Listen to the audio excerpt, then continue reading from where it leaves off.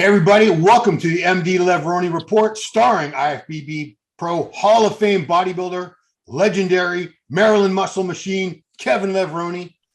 And this show brought to you by Levrone Signature Series, and we have one of the new athletes of Levrone Signature Series. Please welcome amateur heavyweight sensation, Andrew Kastor. What's up, Yeah, guys? hey, Andrew, welcome to the show. What's up, Kevin? What's up, Ron? Thanks a lot for having me. I'm really excited to be here.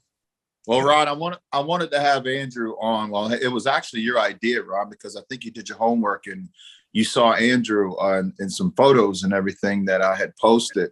Yeah. And I was impressed with Andrew. I was introduced to Andrew, I believe, was it through Scott Rayner, Andrew? Scott Rayner, yes, sir. Yeah. Yep. And we ran into each other at Exile Fitness. Actually, that was a gym, it's my home gym here in Maryland. But when I was doing my comeback, you had paid us a visit there. This was what, about 9 years ago?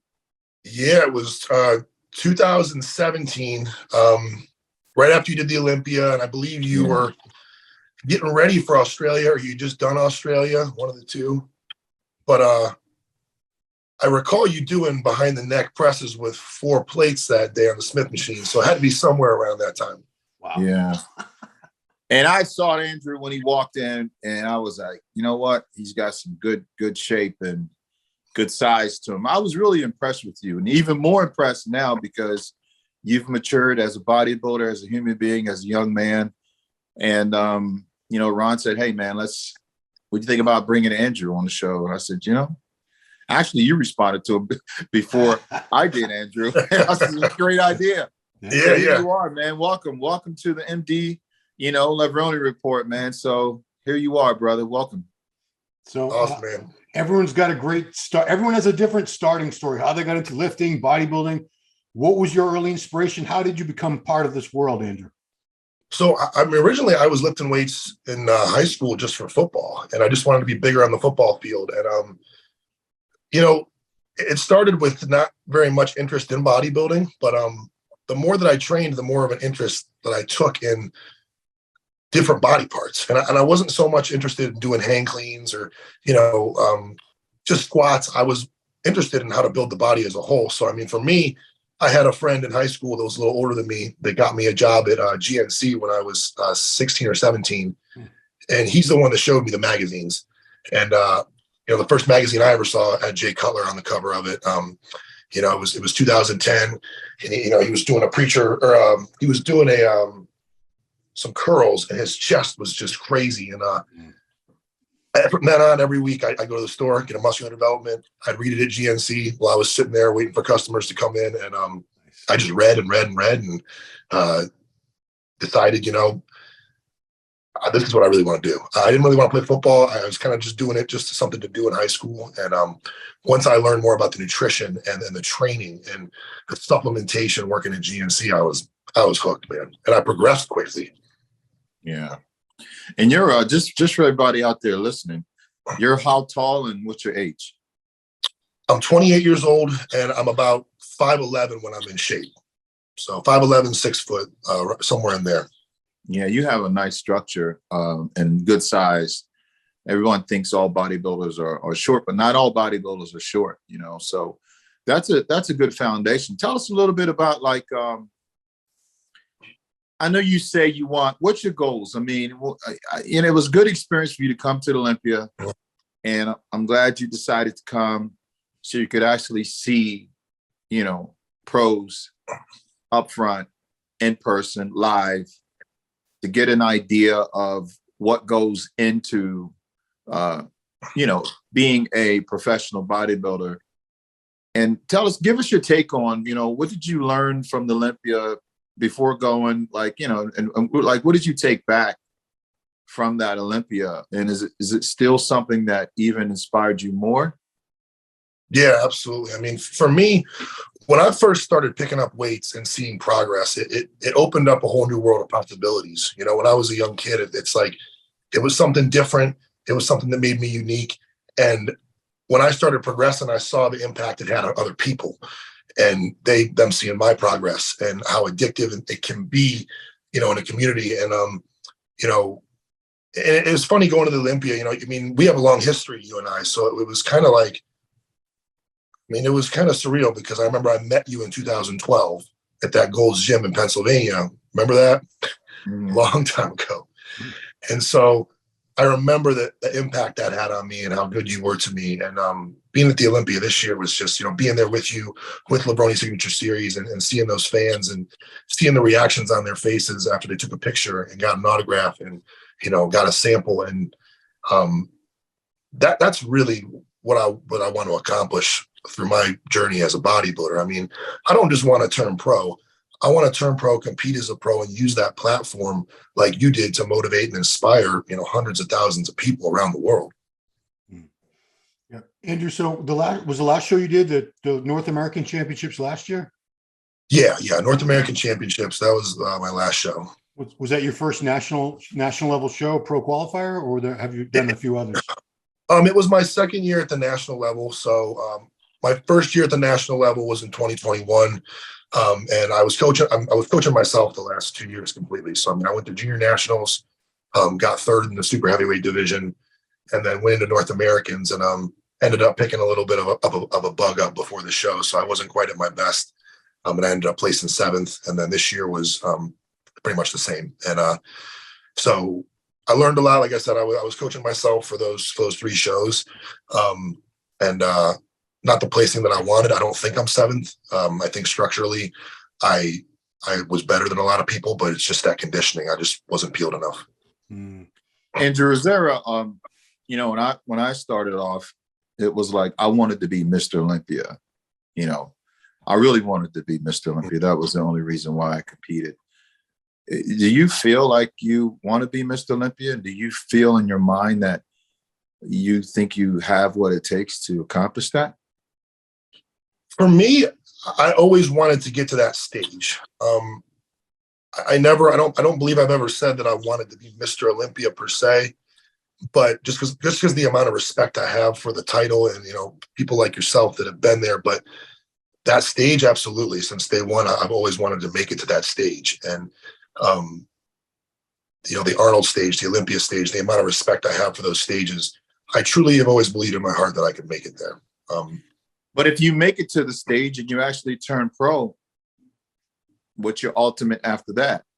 You want to win the Olympia, or you just want to compete as a pro? I know you said you want to be in a position to inspire people, but you actually can inspire people now. Yeah. You know, you don't have to wait to turn pro or anything like that, which I believe you are doing that.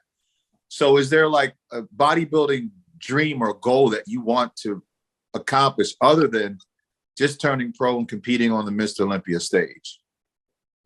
Yeah, I mean, definitely. I wanted, like I said, you know, some guys talk about turning pro and then just, you know, they might retire or they might, you know, fizzle out. But I'm like very confident that I'll accomplish that. And then from there, yeah, I want to be a competitive pro. I want to be a good pro.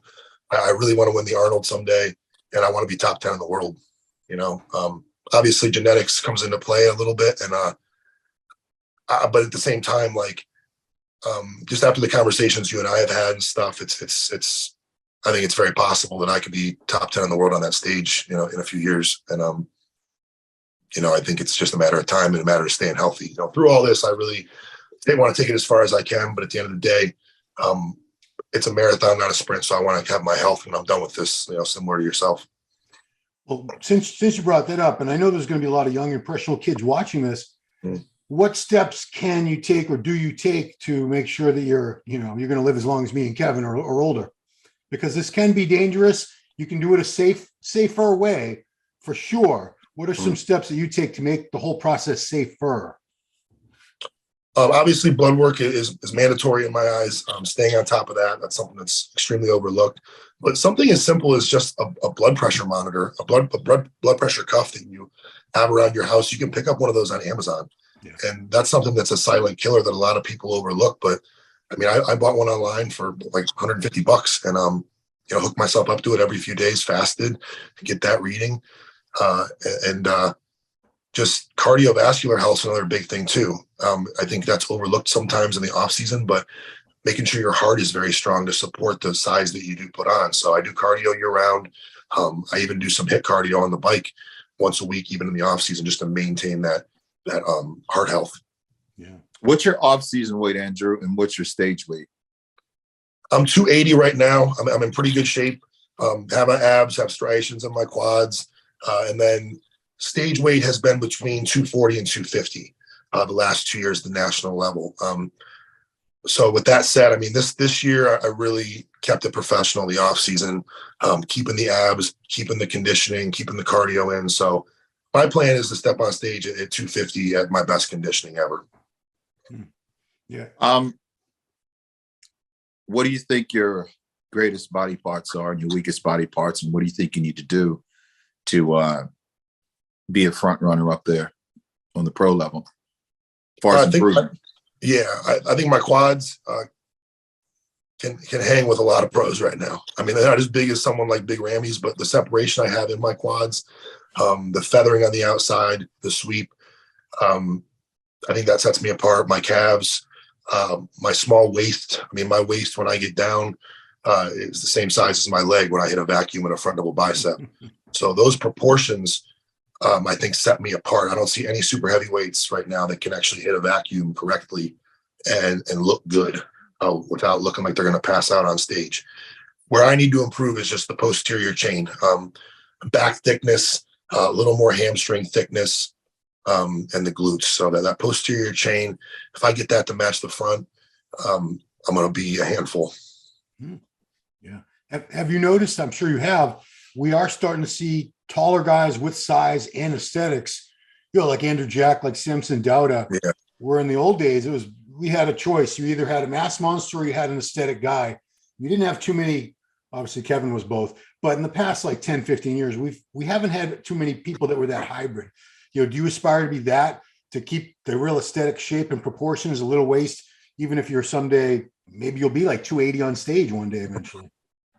Yeah, my motto was always classic shape and open size. So I wanted the classic shape, the sweeping quads, the big lats, this tiny waist, round arms. But I still want to be big. I still want that size. I mean, I think anybody that says they don't want to get bigger as a bodybuilder is lying. You know what I mean? So I still want to have that size, but I want people to look at me and just look at me as art, not as like, I mean, don't get me wrong. I'm a fan of the Marcus Rules and, guys like that are just freaks. I think that's crazy. Yeah. But I always wanted to be like, Kevin always had more of an aesthetic build with the size. And like, that's a whole different level of art, in my opinion, on stage. When you have that aesthetic look, but with the freaky size, I mean, that's just a deadly combination. Yeah, it's funny. Andrew, tell us a little bit about your approach to a few things. Approach to, you say size, and I know what it took for me, because I was around Dorian and guys that were just complete animals in the gym. I mean, we know that Exile is set up for that atmosphere. Do you have a training partner? If you do have a training partner, how do you guys train? What is your approach to working out? Like, tell us about your split routines. Monday, is it a 3 on or 1 off? Do you do all your push movements together? Like, what's your training approach to switching up the where you're doing something different that is going to make you, a little 15 more pounds of muscle? How do you finding that in the gym? Well, it's like you said, Kevin, I mean, atmosphere is the first and foremost what I'm looking for in a gym. I mean, Exile, it's unmatched. We got some of the strongest guys and girls in the country training at that gym. We got Godsmack blasting 24/7. There's no rubber weights; it's all iron, and we got, 6, 7, 10 different machines per body part, along with dumbbells that go up to 200. So I'm equipped with not only the atmosphere but the right equipment to get the job done. And as far as training, I operate off a 3-day on, 2-day off split. Something that's helped me a lot, and experimenting, especially coaching myself the last couple of years, was prioritizing the weak body parts earlier in the week and making sure there's a rest day before my back days, before my chest days, taking an off day after my leg days. So right now, a split for me looks like, I hit my back earlier in the week on like a Sunday, follow it up with like a shoulders or an arms, then hit quads, take a day off, repeat chest, and back. I actually trained them together in a superset style workout, similar to kind of how Arnold did, and then hit the legs again and then take a day off. So it's really trying to maximize hitting back twice a week, hitting my legs twice a week, but from the right angles. I mean, my quads, I'm blessed with, but just the details of the leg, the hamstring drop, the tie-in with the glute, all that kind of stuff. But it's really just that gym, the intensity that it offers, and the atmosphere and the support I have in there. I never have to look too far for training partners. There's always, typically in the past, I would have one training partner. Everybody there's clanging and banging. So whether it's one of my clients I'm working in with or another person that's trying to be the best at what they're trying to do, there's no shortage of spotters and training partners for me there. Have you guys ever trained together? That needs to happen soon, Kevin. Yeah. I'll put them through one of those workouts, the 4 sets of 20 on squats, 315. Ouch. Yeah. Well, since you just throw out a number, Kevin, Andrew, people are obsessed with numbers. I'm sure they want to know, is this guy stronger than me? And I'm sure you're stronger than most people watching this anyway. But what are some of the best gym lifts you've done? Oh gosh. What's funny is I told Kevin, I have pretty severe scoliosis. So I've got a big curve right in the middle of my back right here. So it's funny. I haven't pulled the weights or done the weights that a lot of people might think, but just routine ones. I mean, bench pressing 405 for 5 reps, hitting dumbbells, 160s for 10, stuff like that. But as far as squats and stuff like that, I've always been a volume guy. I've always kind of trained the way that Jay trained, a lot of volume, a lot of time under tension, a lot of higher reps. I might put on 315, but I might do it for 20 reps, for 4 sets or whatever. So believe it or not, I've never put more than 4 or 5 on the bar on my back for legs. But just a lot more isolation and a lot more. I always chase just the pain, with a reason. I wasn't doing like sets of 50 or anything, but like that 15 to 20 range and just chase that pain. Yeah. Andrew, do you have nowadays? Well, tell us what you think about the gurus. I mean, it sounds like you are an intelligent guy. It sounds like you've got some old school roots down into you. As far as the gurus and everything, do you come up with your training routine and your nutritional programs, or you rely on someone else to teach you all those things? So I worked with a few coaches over the years earlier in my competitive journey. And, I worked with Dusty Hanshaw, who was great. Nick Virgili helped me for a little bit, and then I took a step away and I really just tried to learn as much as I can on my own, just by reading and testing things. And like I mentioned earlier, the last 2 years, I didn't quite get the result I wanted at the national level. And with my network that I have, I had a mutual friend who's a IFBB pro, Ross Flanagan, reach out to his coach, Dom Cardone, who was one of the youngest pros, one of the youngest guys to turn pro at the age of 21 at the Nationals, I think in 2014. He had reached out to Dom and said, hey, Andrew's getting beat by guys that shouldn't be getting beat by him. And so Dom Cardone actually reached out to me, which is pretty cool and is pretty rare for a coach to do that. And he's been helping me since North Americans with my diet, with my protocol, supplementation, staying on top of my blood work, keeping me healthy. Now the training I do myself, I will bounce things off of him, but he's been taking care of my diet for me and protocols and stuff. And just, we're about the same age, but he's been in the industry a lot longer than me, very intelligent. He's all about making progress, but also keeping me healthy.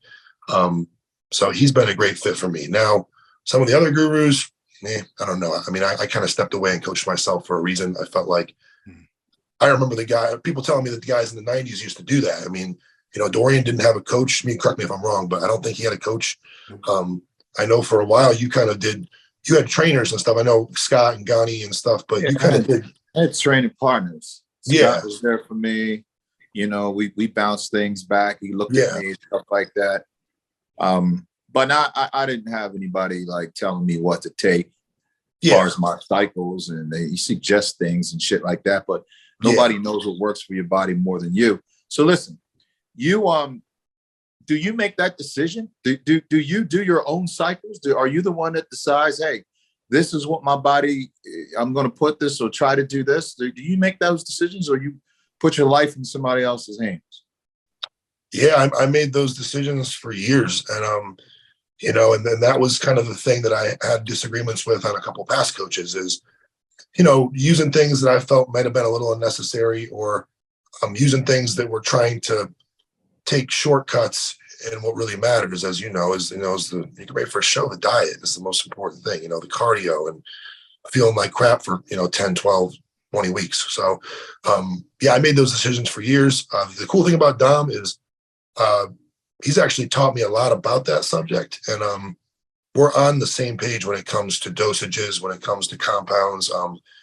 I haven't dabbled with a whole lot. I've kept things very simple for a long time. So I was kind of waiting to make sure I had the right knowledge of what I was putting in my body and what it was doing, not just what somebody told me it was going to do, but what biologically it's going to do in my body. So he is doing my cycle right now, but I'm very involved in that process.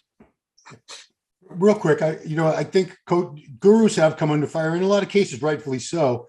But at the same time, it is everyone should have some level of accountability and personal responsibility as an adult, as far as what you put in your body. You can blame a lot of these gurus and coaches for suggesting these things, but at some point the athlete has to stop and look things up and say, wait a minute, this is a very, very strong diuretic. This is the typical dose given, and this guy's telling you to take 5 times that dose. I mean, have you run into situations where, you like these coaches where you said, no, I'm not comfortable with that. I'm not going to do that. Yeah, I mean, for me, it was things like early on that I wasn't, the anabolics, I feel like every coach I've worked with has kept those pretty reasonable. The things that I was uncomfortable with early on was like the thyroid, the T3, insulin, stuff like that, if I feel like if you're a younger competitor that's not familiar with those things, and it's your first couple shows and your coach isn't with you and it's somebody sending you a plan from across the country, that's where I was kind of like I held off on a lot of those things until I felt comfortable and I understood what they were doing in my body and stuff like that. But I mean, anabolic wise, I can't say that I've ever had anybody hit me with a crazy cycle. Well, I care about you. You and I are close. And that's the advice that I can ever give you is you make those final decisions for yourself. Like you can have people around you talking all the shit that they want to talk and all the suggestions that they want to recommend and all that shit. But then again, if they haven't walked up on the stage and proven themselves on that stage, how much do they really know? Yeah. Or are they just book smart and learning shit from what they read somewhere else? If you haven't been through it and experienced it, like myself and a lot of, Scott and guys like Ron and all of us, you really won't know how it feels to be in that situation when you're completely already depleted and somebody's telling you, no, go ahead and take this. Well, do they know what to do after you take that? Do they know preventive maintenance? Like a lot of things, like I'm a hyper responder. I can't take something. If I take something, it's going to hit me within 20 minutes. And that thing's going to hit me and put me down on my ass. So, you could be a hyper responder, so little things like that. I always tell people, listen, be the last person to make that decision. Take your life in your own hands. I think too many people put their lives in coach other coaches' hands and really believe in all this stuff. And that's where they lose it. We've lost a lot of bodybuilders, but I don't even know why, but I just want to see it stop, and you just be one. I think our sport needs change. It needs some fresh blood coming up. I think some guys are coming up. Be one of those smart guys that I know you said you want to reach out and help people and all that, but be that smart guy that, kind of brings that knowledge of when you talk like you're talking now, you make sense. It's like, what, this guy really understands the process of what it takes to compete at a high level. Now, me saying that, when you say dosage as far as high or low or as moderate dose, what's a moderate dose of testosterone to you? Listen, and I'll tell you, I'll tell everybody what my cycles were, and people don't believe me. But so, what's a moderate dose to you? Yeah, I mean, like, you know, what would you take off season? What would your off season cycle be for, like, how long, and what would you take? Yeah, I mean, I think the dose, I mean, obviously it's relative, right? It depends on the person, depends on what their blood work shows, where their testosterone's at already. If they are a hyper responder, such as yourself or someone like me. And I do think that it also depends on the quality of what you're getting. I think a lot of times, and especially someone now that is coaching younger competitors, it's really scary to see what some of these young guys are putting in their body, and God knows where they're getting it from. But I mean, for me, I think off season is a lot about food and sleep and rest.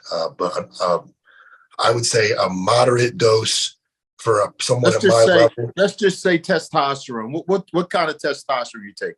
You take cypionate, anathate. What do you take? You take what do you take as far as test? Testosterone, I'm a long ester guy. So testosterone cypionate has always worked well with me.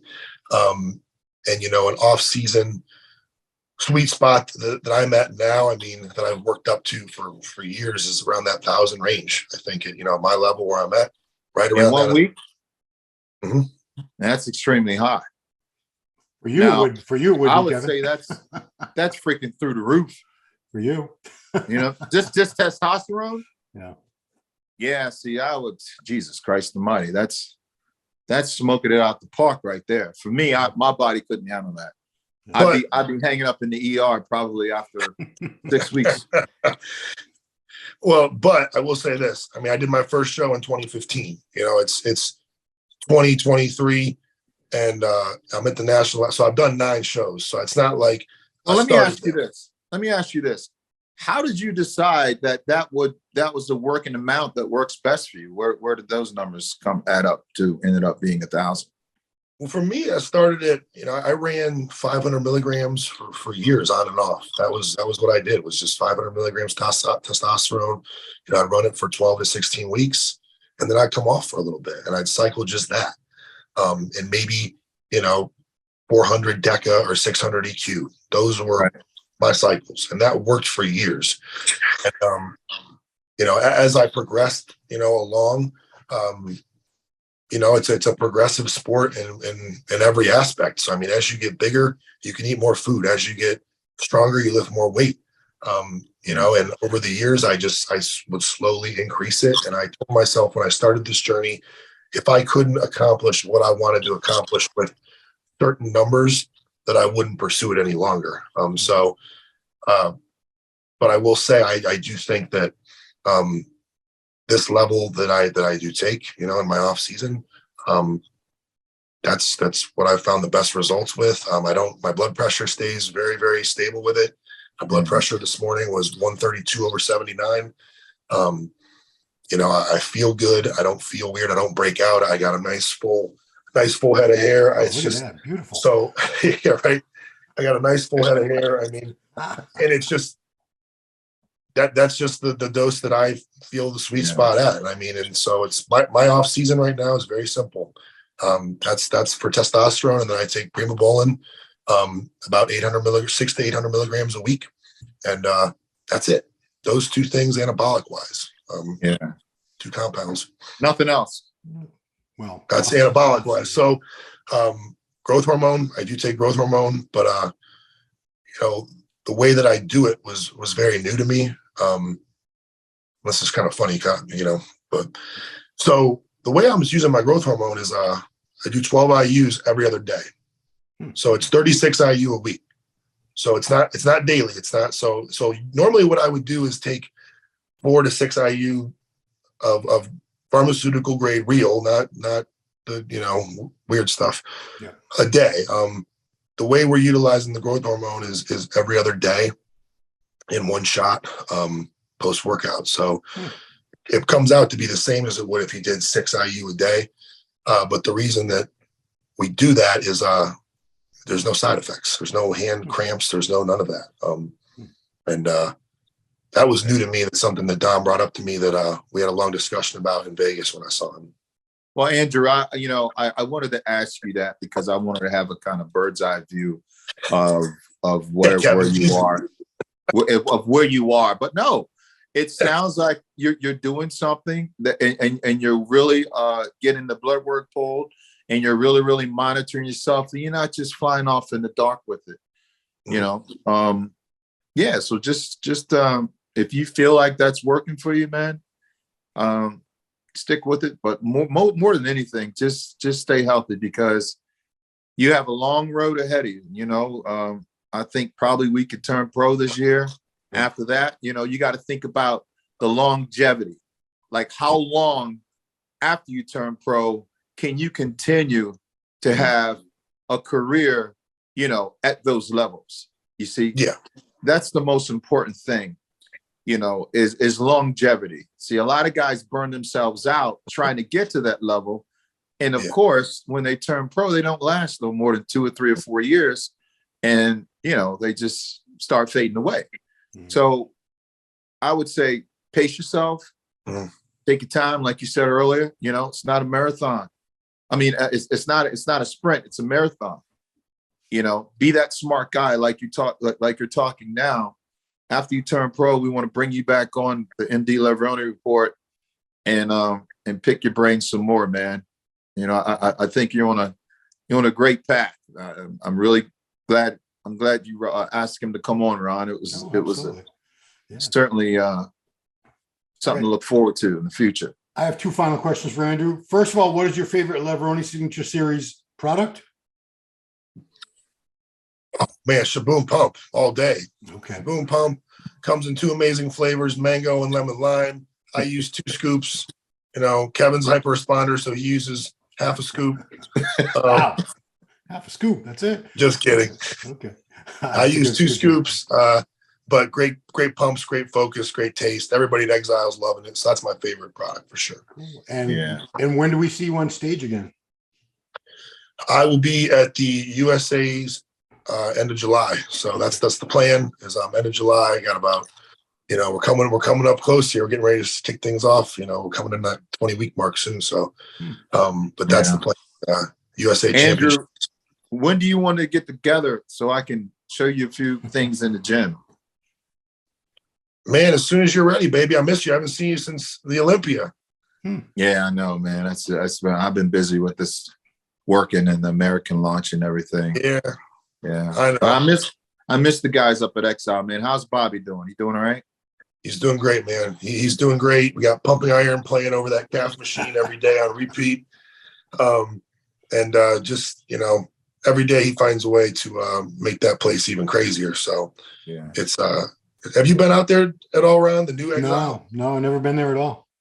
Man, you got to come check it out. We've got a lot of people that came by, people that have trained everywhere. Like, you know, we had Billy Gunn, the WWE, you know, wrestler, come by about a month ago, and he told me in confidence, we were just talking, that was probably his favorite gym he's been to. Wow. You know, he said Gold's is gold, you know, that Venice, and that's cool, you know, but like he said, this is up there. So, yeah. I mean, I think down from, you know, from Bev and Steve's gym, I think we're the next ones down here on the radar. We're selling it up between Baltimore, DC, and Virginia, man. There's no other. Yeah. That place is like what, 60,000 square feet?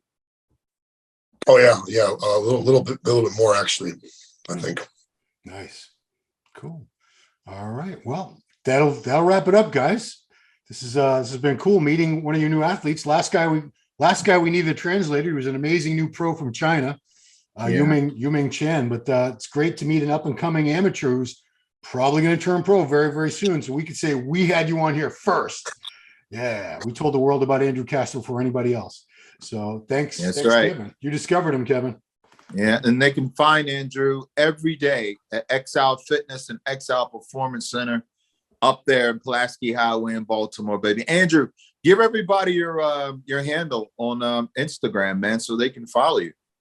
Yeah, absolutely, man. It's Cast Iron 99. So Cast_Iron, it's KAST Iron 99. I'm on Instagram, so that's where you can follow me. Now, how about some nutritional programs and stuff like that? But do you do any online training and coaching for people? Yeah, absolutely. So I started my own business this past last year now in March, and Cast Iron Enterprises. So I train people in person at Exile. I coach lifestyle clients, competitors, men, women, 12 years old up to 64 years old. So whatever your goal is, I'm more than happy to help you out. And you can hit me up on Instagram or send me an email at castiron99@gmail.com. Here you go, Ron. I think that's it, brother. That's it. So this has been another exciting episode of MD Levrone Report with Kevin Levrone and special guest Andrew Kastor. If you like these videos, please give them a like, subscribe to the channel, share them, leave some comments. Good, bad. We love all the feedback. And thank you, Kevin, as always, for doing this show. We do appreciate it very much. And that's it. That'll wrap up another episode until we see you again right here on MD Levrone Report. See you next time. Hey, did you like that video? Smash that like button, subscribe to MD, and please comment down below. Thanks for watching.